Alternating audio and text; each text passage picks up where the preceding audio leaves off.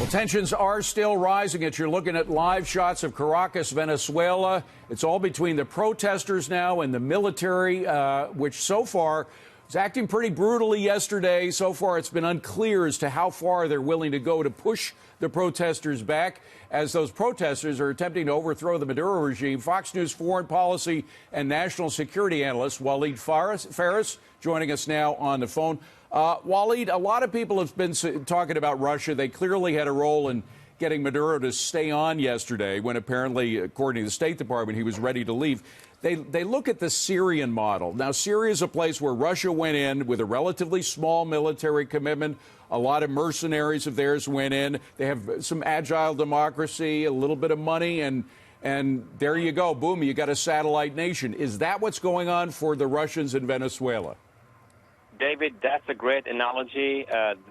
Syria is what Russians would like to see Venezuela becoming.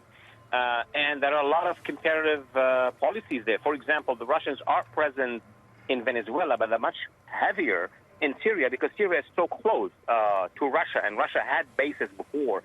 There are Cuban troops and units in Venezuela. There are Iranian forces and Hezbollah, as you know, in Syria. But obviously, Syria doesn't have the incentives of Venezuela economically. You know what I'm talking about, oil. Syria has only problems, but Syria is strategically important to another ally of Russia, which is Iran, versus Venezuela is really surrounded by Colombia and Brazil, two U.S. allies at the end of the day. Walid, it's Carol Roth. In terms of what it takes to get Maduro out of here, is this going to be a peaceful situation? Do you think that it's going to end up in violence? Is there some sort of deal that gets cut based on similar situations in the past? Do you have a best guess there? All of the above are at play right now. Violence, sure. Unfortunately, violence will cease if either Guaido and his forces are crushed. And this is a matter that Maduro is very attentive, very afraid of engaging in because he's surrounded. I mean, we are in a neighborhood. We're not far. And then Latin America, most of it is against him. On the other hand, he would not let Guaido take over that easily. So he's trying to make a good decision. He's trying to put some pressure. And at the end of the day, I think he's trying to play time. He want to stretch it as long as possible, maybe a year and a half if he can, so that maybe in our elections there will be a change, and that will be his salvation. A year and a half that we're going to continue to see this type of violence and chaos on the streets of Caracas and Venezuela? The 2 years that we have not, looked at were about violence as well, but they were not on our TV screens. So, yes, that's the plan of Maduro. Why don't understand that? That's why he's leading every day a demonstration in Caracas. He knows that we are supporting him. He knows that the Organization of American States, the EU, he has really a very large international consensus. What he doesn't have are military units. That's the difference. Walid, John Layfield here. One thing that Russia wanted in Syria was the port of Tartus, one of the most important ports in the Mediterranean. They got it. They got a 49-year lease on it. And that was the main thing they needed for some of their energy infrastructure. What does Russia want to get out of Venezuela? Well, Russia basically would love to see an alternative to Maduro who is also a Maduro, meaning they would like to cut a deal with us, telling us, okay, if you don't like Maduro, why don't you get his deputy, who's basically worse because he's closer to Iran and Hezbollah. Their situation in Venezuela is much more difficult than in Syria. In Syria, they have borders with Iraq. They have borders with Iran. Their fleet can roam in the Mediterranean. That's not the same in Venezuela. So they count really on the capacity of Maduro regime, of his armed forces to sustain as long as possible. And who knows what other unknown cards they have to be used.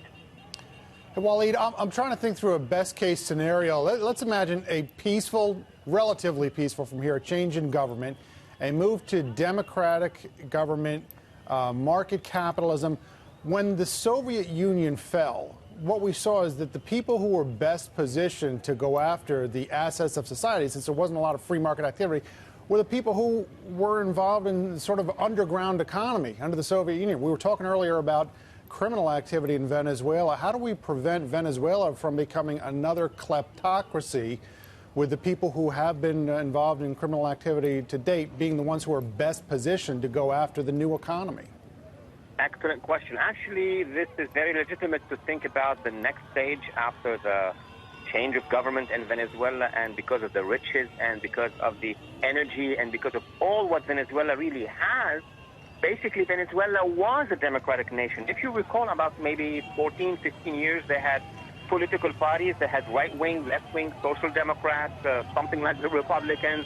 They had a multi-party system. So Venezuela can go back if the current alternative, which is President Guaido, interim President Guaido, and his parliament will be the one to take over.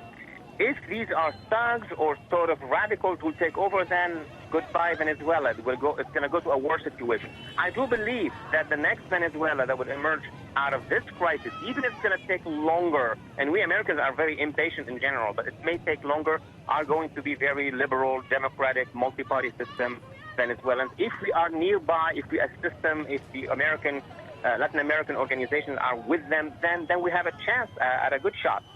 Walid, Venezuela, a lot of people forget it was the founding member of OPEC. Everybody thinks that OPEC was all Middle Eastern. Yep. It was Venezuela that was the founding member of it. In regards to that, they became very friendly with a lot of Middle Eastern countries. In fact, their vice president, until recently, under Maduro, had a Syrian father and a Lebanese mother. So he was Middle Eastern himself. The Middle Eastern influence cannot be discounted in Venezuela, and it's not all good, as you mentioned before.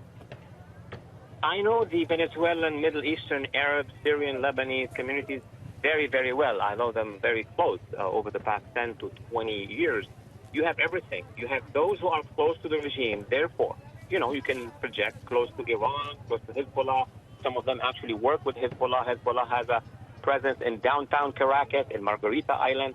And then you have a large majority of these Venezuelan, Syrian, Lebanese, Middle Easterners who actually support the United States. And a large community lives here in Miami, in New York, and many other parts of Canada and Europe, and are waiting basically for that change to go back and reinvest. So the Middle Eastern factor in Venezuela could go in both directions, and I would support the direction that would want to see a free Venezuela, a democratic Venezuela.